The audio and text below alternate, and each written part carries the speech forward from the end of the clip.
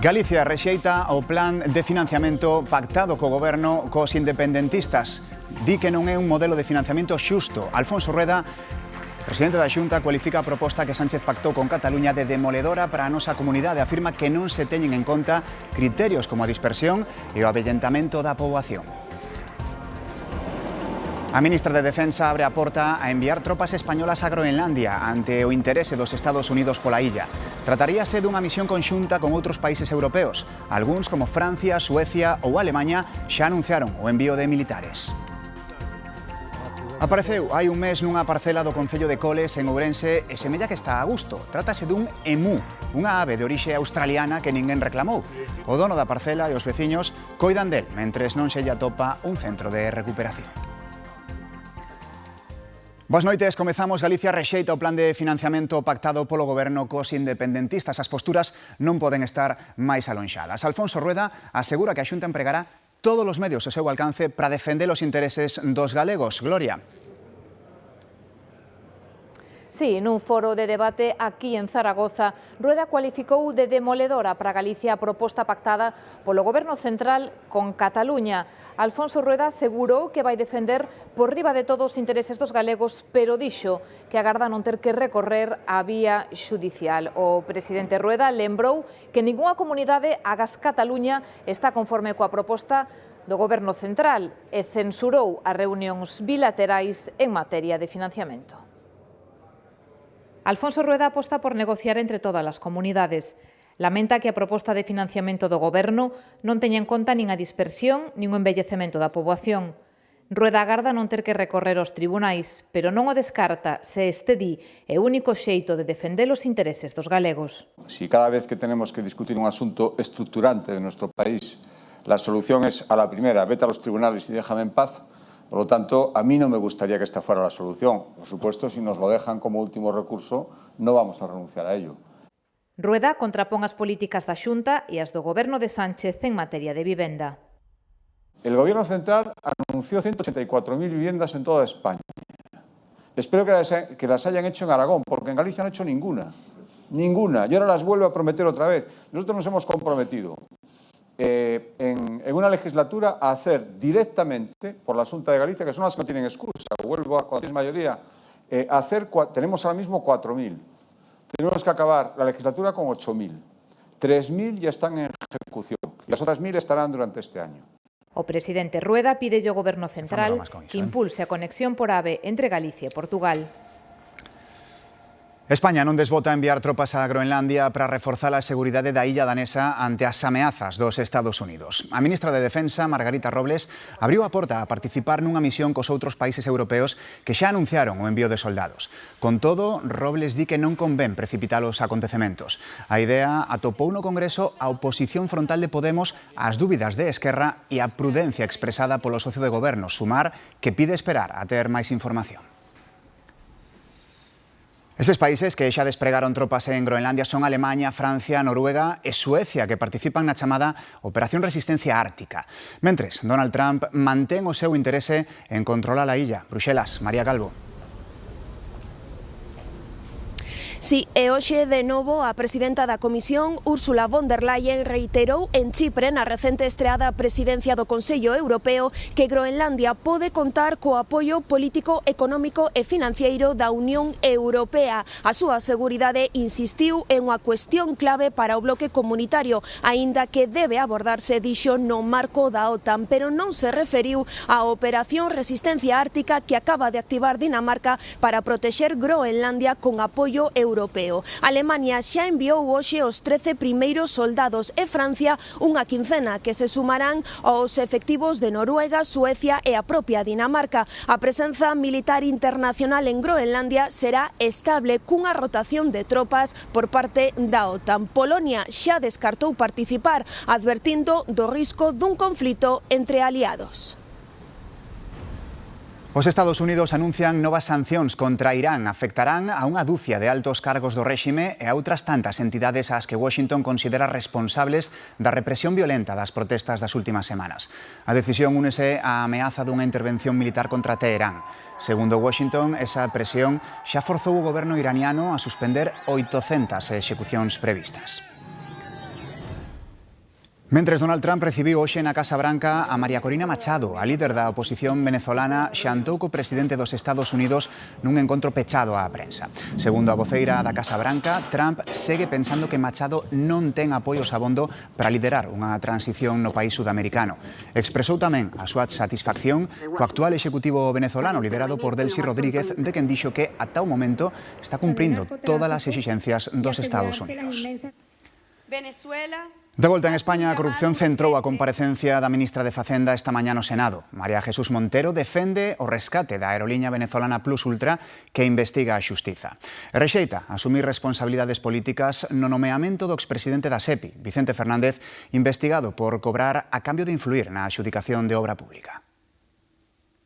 A vicepresidenta María Jesús Montero defende na Cámara Alta a actuación do Goberno nos supostos casos de corrupción que están baixo investigación xudicial. No hay ningún tipo de responsabilidad política en la SEPI, al menos en la información conocida. Unha investigación sobre supostas irregularidades na contratación pública que levou a rexistrar as sedes do Ministerio de Facenda e de Transición Ecolóxica na busca de documentación. Todo esto está girando a su alrededor. Usted, señora Montero, es el mejor soldado que tiene Sánchez. De momento se ha quemado solo las manos por su gente, pero sabe usted que en su siguiente destino es posible que se queme entera. Os socios de investidura reclaman medidas. Afecta a quien afecte y caiga quien caiga, hay que actuar con contundencia. Dende o Partido Popular defenden a creación dunha comisión de investigación que aclare a actuación do Goberno. Seré a la vicepresidenta de las mordidas, la jefa política de Ábalos y Cerdán, la amiga y compañera de Paco Salazar, la responsable política del agujero negro de la SEPI y la ministra que dinamitó la igualdad y la solidaridad entre españoles. Esa es usted. Por eso está hoy aquí, señora Montero. A vicepresidenta responde. Simple y llanamente porque soy la vicepresidenta del Gobierno, pero sobre todo porque soy la candidata del PSOE en Andalucía. Falamos de prezos do que pagamos pola cesta da compra. A inflación pechou o ano contida nun 2,7%, que é unha décima menos que o ano pasado. Pero se imos ao detalle, vemos que os alimentos están nun 3%, a taxa máis alta dende xullo do ano 24. E atención á suba de algúns básicos. Pagamos un 31% máis polos ovos e tamén subiron moito a carne de vacún e o café. Hai alimentos que tamén baixaron. O aceite de oliva foi o que máis, o 31%. E tamén caeu o prezo do azucre. Nova xornada de protestas dos gandeiros e agricultores polo acordo comercial da Unión Europea e Mercosur. Os do País Vasco e Navarra marcharon ata a fronteira de Irún, mentres que en Valladolid tamén houbo tractoradas e as organizacións agrarias xa anunciaron un novo calendario de movilizacións para a última semana de xaneiro. Aquí en Galicia, uns 100 tractores seguen a rodear a muralla de Lugo e os agricultores reuníronse con representantes da Deputación e da Xunta buscando o seu apoio. Nesa reunión da Conselleira do Medio Rural cas asociacións Agromuralla e Gandeiros Galegos de Suprema, María José Gómez explicou que se incrementarán os controis en Galicia ante o acordo co Mercosur e que se creará unha estrategia para aumentar a promoción dos nosos produtos agroalimentarios. Tamén se comprometeu a exixirlle ao Goberno que sexa estrito nos controis de fronteiras e insistiu en que os produtos de fora deben cumprir cas mesmas exixencias cos daqui. O 2025 volve deixar cifras récord en transplantes e doazón de órganos en Galicia. Os hospitais galegos realizaron 429 transplantes e 143 doazóns. Patricia. Sí, isto implica máis dun trasplante cada día durante o ano pasado. Son datos da Consellería de Sanidade. Foron en total 429 intervencións que lle melloraron a vida a 420 pacientes, porque algúns deses trasplantes foron de varios órganos. Máis da metade, 229, foron de ril. En segundo lugar, sitúanse os de fígado, foron 116 e 51 de pulmón. Di a Consellería que isto foi grazas á solidaridade de 143 donantes. Son un 4% máis que un ano antes. E unha última cifra para a esperanza: a taxa de negativas familiares á doazón descende 8 de cada 10, xa di sí cando falece un familiar. Grazas, Patricia. As mulleres que denunciaron dentro do PSDG a José Tomé por acoso sexual poderían acudir nos próximos días á Fiscalía. Segundo unha información xornalística, tomarán esta medida ante a parálise do partido. O xornal ABC asegura que varias mulleres van presentar ante a Fiscalía unha denuncia contra Xosé Tomé. Toman esa decisión ante a inacción do partido logo de que lle trasladaran episodios de acoso sexual. Desde o PSDG insisten en pedirlle que entregue a acta, pero a decisión corresponde a él. Nós temos pedida esa devolución desa acta, pero a acta é persoal e intransferible. Tamén pediu que entregase a acta ao BNG, malia a súa negativa, os nacionalistas parecen dispostos a seguir contando co seu voto para levar adiante o goberno bipartito da Deputación. Tamén dixemos que esa persoa non podía estar no de presidente nin no goberno da Deputación e vai estar fora da presidencia e evidentemente tamén vai estar fora do goberno da Deputación. Para os populares, socialistas e nacionalistas deixaron claras as súas prioridades. Que priorizaron os seus intereses políticos e como non monetarios para aceptar o voto dese presunto acosador sexual e da súa cómplice encubridora e manterse así no goberno da Deputación de Lugo. Lonxe de entregar acta de deputado, Xosé Tomé xa manifestou que a nova presidenta da Deputación contará co seu apoio. Condenan os xestores de Alu Ibérica a pagar 19,6 millóns por levala a creba. Esta é a primeira sentenza contra os xestores da venda das antigas factorías de Alcoa na Coruña e Avilés. O ditame representa a primeira sentenza pola xestión da empresa, pero queda á espera do proceso penal aberto na Audiencia Nacional. Esta tarde un accidente de tráfico en Sarria deixou un falecido logo dunha colisión entre un camión cun remolque e unha furgoneta. Foi o condutor do camión o que alertou os servizos de emerxencia para dar conta de que o ocupante da furgoneta quedara atrapado no interior do seu vehículo.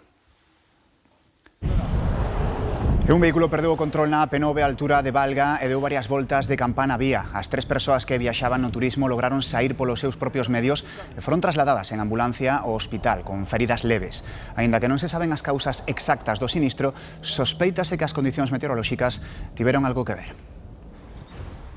Un accidente máis este en Arzúa que, por sorte, saldouse sen feridos. O vehículo saiu da vía e emborcou até que foi parar a unha leira, onde quedou asentado en vertical. Ata o lugar desprazáronse efectivos da Garda Civil de Tráfico e un guindastre para poder retirar o coche da parcela, pero o conductor resultou ileso. Hai un mes, neste mesmo punto, faleceran 2 persoas de 72 anos nun choque frontal entre un turismo e un camión.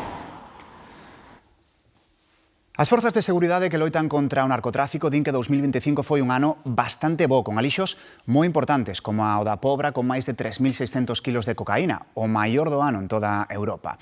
Pero queda traballo, calcúlase que nas costas galegas entra un alixo á semana.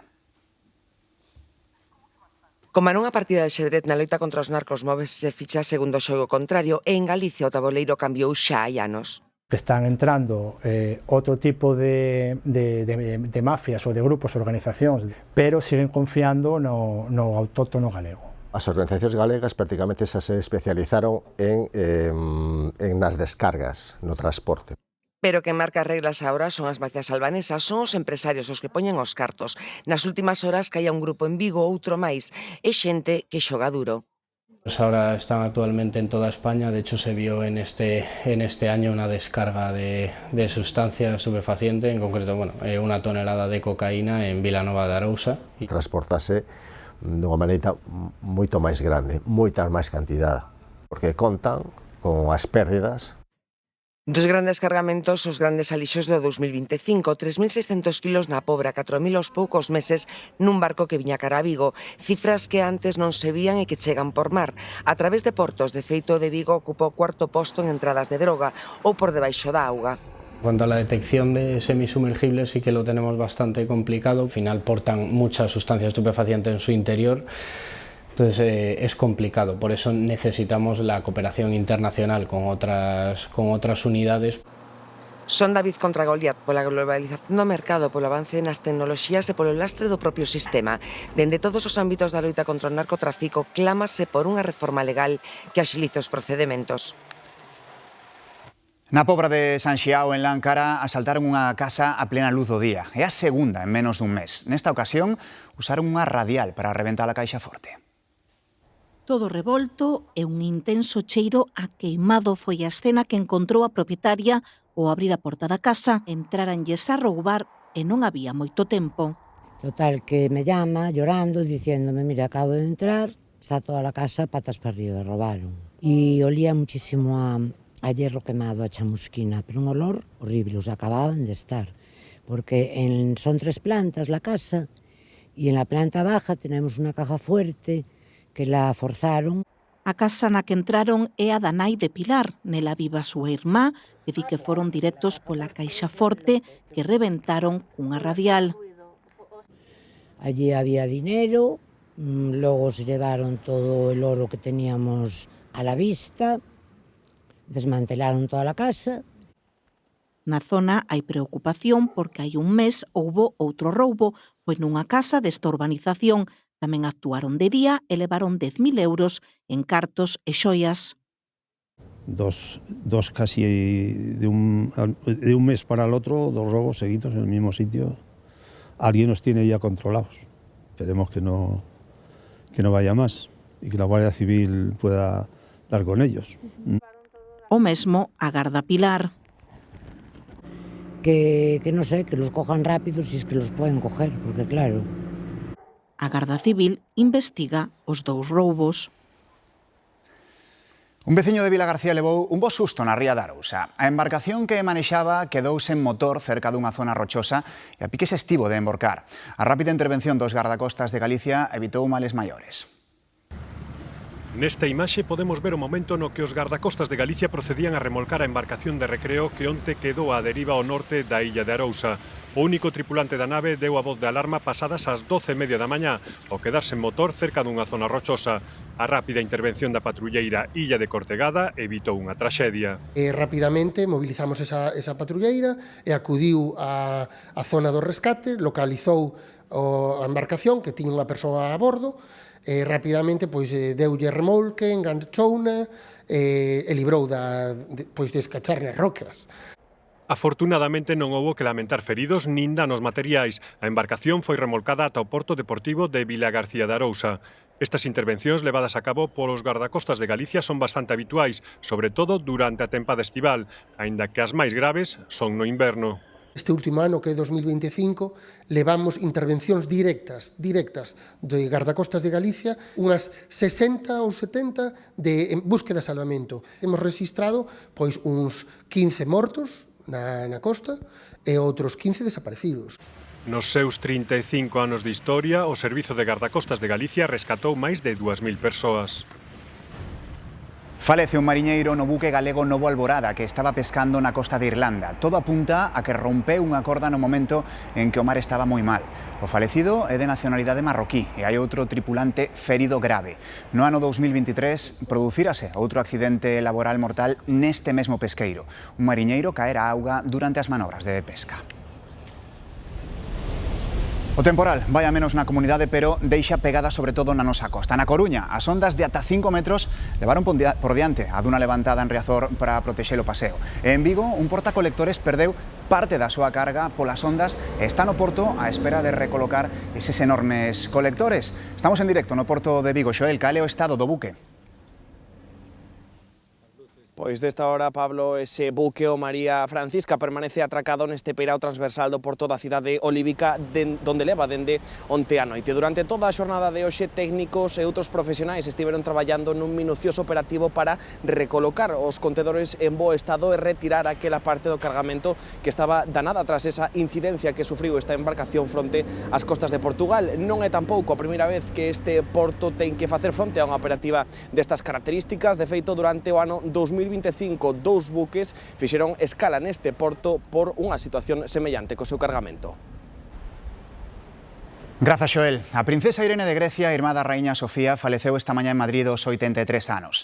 A irmá menor de dona Sofía vivía en España desde os anos 80. Nos últimos días empeorara o seu estado de saúde e, de feito, a raíña Sofía anulou a súa axenda pública. Os reis Filipe e Leticia e a raíña dona Sofía fixeron público un comunicado mostrando o seu pesar polo falecemento. A cápsula da misión Crew 11 da NASA xa está na casa. Amarizou fronte á costa de San Diego, en California. Os 4 astronautas da expedición, que tras 167 días no espazo, tiveron que regresar varias semanas antes do previsto a Terra por mor dunha emerxencia médica que afecta a un deles. Algo sen precedentes na historia da Estación Espacial Internacional, que está habitada permanentemente desde o ano 2000. Este é un momento en que os bombeiros rescatan un can da auga xeada en Budapest, a capital de Hungría. A capa de xeo que se formara sobre o lago rompeu baixo as patas de animal que quedou completamente paralizado polo frío ao mergullarse na auga. Por sorte, puideron sacalo a tempo e facer que entrase en calor. Unha especie de rescate tamén, un emú, unha ave orixinaria de Australia, leva máis dun mes preocupando os veciños de Coles, en Ourense. Apareceu nunha parcela da parroquia de Meriz e, segundo denuncian os residentes, podería estar abandonado. Mentres un veciño se encarga de darlle comida e auga, o Concello traballa para atoparlle un centro de recuperación. Non todos os días aparece un emú no medio do rural ourensán, pero en Meriz, no Concello de Coles, esta ave australiana converteuse xa nun veciño máis. Leva máis dun mes instalada nesta finca, se que ninguén reclame a súa propiedade. A primeira vez que vin no medio da carretera. Viña de regreso que viña para xa para a casa, e mesmo está chegando aquí, vimos unha cousa grande na carretera, entrou para a finca, daqui colleu posesión da finca. Entre os veciños corre a idea de que podería pertencer a unha muller da zona que ten varios animais. Aquí non ve a nadie, dá veces que dá pena verlo o pobriño aí, porque non ten nada onde resguardarse. Hai agua, o frío, e vese que parece manso, que non parece bravo, pero bueno, ao acercarte a il, escapa. O emu aliméntase principalmente de sementes, servas e froita, aínda que tamén pode comer insectos. Mentres non aparece unha solución definitiva, outro residente da zona lévalle penso e auga. Non sei como se comen, nin nada. Sei que eu vexo comendo moito tamén na erva. Comprei un sitio máis grande. A finca está aberta e os veciños temen que o emú corra perigo ou cause algún accidente. O sábado día 10 que o iban vir recoller a tardiña porque de outra maneira que non se pode coller, e mientras está aquí a ver se lle collen determinación. O Concello de Coles busca un centro de recuperación ou rescate para o emú, pero de momento ninguén se interesou polo animal. Comezaron os restaurantes e cada vez son máis os negocios que deciden aplicar políticas de cancelación ante ausencias non xustificadas dos clientes. Din que non se trata de castigar, pero sí de facelos conscientes da necesidade de respectar o traballo e o tempo dos demais. Algúns negocios xo advirten nas súas páxinas web. Non presentarse unha cita ten prezo. Trátase dunha medida que se aplican, por exemplo, a moitas clínicas de fisioterapia, psicoloxía, nutrición ou estética. Que, pues a xente teña un pouco, sobre todo un pouco máis de conciencia co tempo que está e co que supoñe estar esperando por esa cita ou esa persoa. Todos procuran ser flexibles e comprensivos, pero ás veces con axendas completas vense obrigados a tomar medidas. Eu sí que aviso na primeira toma de contacto de que se cobrará a sesión se non avisas con 24 horas de antelación. É verdade, teño que confesar que normalmente a primeira vez non o fago porque penso que todos temos dereito a que unha vez nos despistemos.